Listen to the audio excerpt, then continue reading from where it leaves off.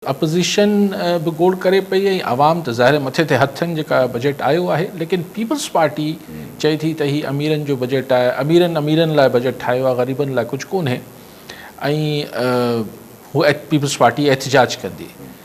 चलो उहो एहतिजाज त सभिनी जो जमहूरी हक़ आहे, त पोइ एहतिजाज करण जी ज़रूरत ई न आहे पीपल्स पार्टी खे। पीपल्स पार्टी बजट पास न करणु ॾे, ॻाल्हि ख़तमु थी वेंदी। यही छा ॻाल्हि थी कि रिंद रहे वारी ॻाल्हि जेका आहे, त भई असीं एहतिजाज बि कयूं पिया, असांखे ग़रीबनि जो माण्हुनि जो तमामु सेक बि अचे पियो, पर बजट ते वोट बि कंदासीं, पर बजट असीं पास बि कंदासीं। त पोइ हीअ छा थियो? हीअ त अजीब ॻाल्हि थी वई। हाणे कुझु तरमीमूं, कुझु फेस सेविंग शायदि ॾियण जी ॻाल्हि थिए पीपल्स पार्टी खे, लेकिन इहा शायदि पीपल्स पार्टी बि एहतिजाज जो सिर्फ़ु ऐलान कयो आहे। शायदि ई को अहिड़ो को सिग्निफिकेंट हू एहतिजाज रोडनि ते करे बि, पर उनजी एतिरी परेशानी हुकूमत खे न हूंदी।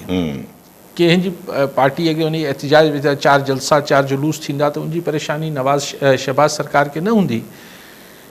ऐं पीपल्स पार्टी बि अगरि हुन लाइ मसइलो पैदा करणु चाहे थी, बजट खे आवाम दुश्मन सम्झे थी, त बजट पास न थियणु ॾे।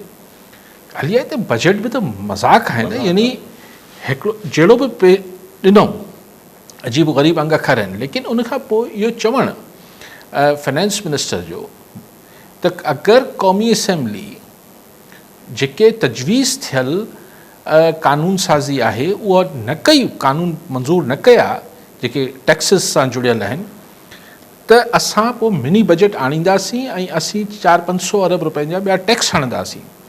यानी हिकिड़ी पार्लियामेंट खे धमकी आहे। उनजो शरीफ़ माण्हू सबबु बि ॿुधाए थो, बाबा असां ही अंग अखर जेके आहिनि, जेके बि ही फिगर्स आहिनि, इहे असीं IMF सां लॉक करे चुका आहियूं। असां सां वादो करे चुका आहियूं त ही असां रेवेन्यू टैक्सिस ऐं हीअ जेके बि अंग अखर आहिनि इहे असीं कंदासीं। सो पार्लियामेंट जेका आहे, त पोइ छा हाणे आउं इस्तेकाक मंज़ूर नथो कयां, पर छा पार्लियामेंट रबड़ स्टैम्प आहे? त तव्हां पहिरीं IMF सां तय करे अची आहियो, पोइ ठपो लॻाइण वारो, पोइ हिते रुगो पार्लियामेंट खां ठपो लॻाइणो आहे तव्हांखे। सो ॻाल्हि इहा आहे त हिन सां हीउ जेको पार्लियामेंट मोतबर इदारो आहे, पार्लियामेंट अज़ीम आहे, पार्लियामेंट हीअ आहे, हू हिकिड़ो तव्हांजा जेके हिन जा फाइनेंशियल साइड जा ब्यूरोक्रेसी आहे, उहो हिकिड़ी कमिटमेंट करे अची वञे थी IMF सां, ऐं पार्लियामेंट खे चयो वञे थो बाबा ॾिसी वठो, कयो था न त पोइ असीं टैक्स हणंदासीं। सो ऐं पार्लियामेंट ख़ुदि बि छा आहे, हीउ ॾिसो न, हीउ जेको चेयरमैन सेनेट ऐं क़ौमी असेंबली स्पीकर पंहिंजी पघारूं पाण वधाए छॾियूं। इहो थींदो को ॿियो वधाए। हिननि वटि छाकाणि त हिननि वटि ही पंहिंजा बजट्स हूंदा आहिनि, ऐं 2.5 लख मां 21.5 लख, भई 2.5 जा 5 लख करे छॾींदा, 5 जा 7.5 लख रुपया करे छॾींदा, 200 सैकड़ो वधाए छॾींदा डायरेक्ट 2.5 लख मां ऐं हाणे यूसुफ रज़ा गिलानी साहब ऐं अयाज सादिक साहब, हिननि वीचारनि जा घर जो ख़र्च न पियो हले, त हुनजो 21.5 लख रुपया त ॾियो। ऐं केतिरो वीचारा कमु था कनि, अपोज़िशन जी ॻाल्हियूं ॿुधनि था, हीअ बि कनि था, त ज़ाहिर पोइ हिननि खे घर में ॾोकड़ पैसो त ज़ाहिर परेशानी हूंदी न, त तंहिंजे करे 2.5 लख मां 21.5 लख रुपया, कमाल आहे। सो पार्लियामेंट में ही सभु कुझु थिए थो। पार्लियामेंट में हिन पार्लियामेंट ते उअं ई 147 फॉर्म 147 जो हिकिड़ो मतिलबु हिकिड़ो शक या इल्ज़ाम या ठपो लॻल आहे।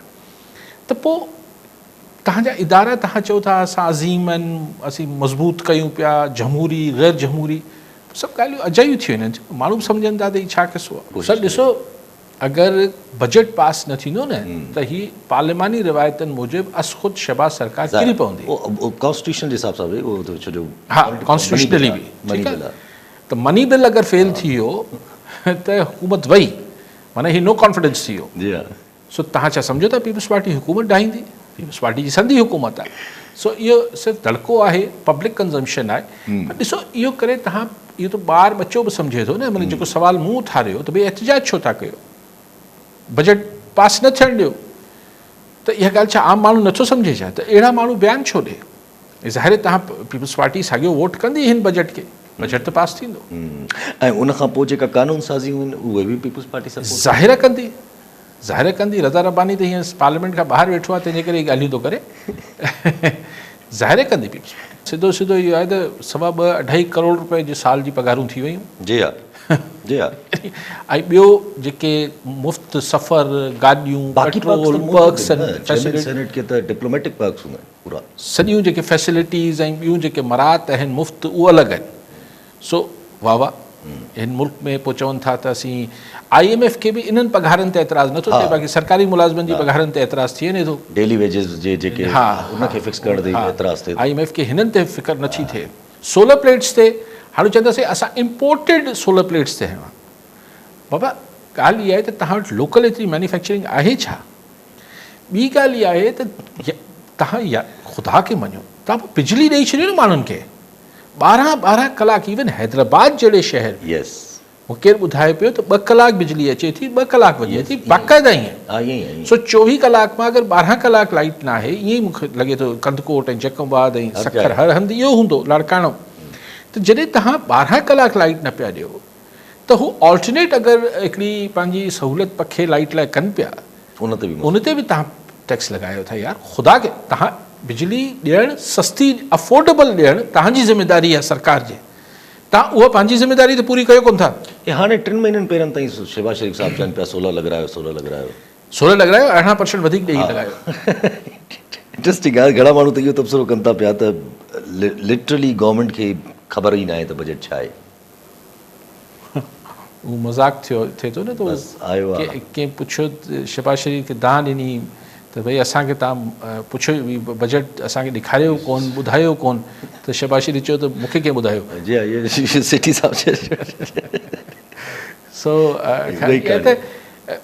ॾिसी हाणे ॻाल्हि इहा ई आहे त माण्हू केसि ताईं हिन ते सब्र कनि पिया जी हा ऐं माण्हू कहिड़े फॉर्म में हिते रिएक्ट कंदा ऐं जहिड़ी रिएक्ट कंदा उन जी हा ख़ैर करे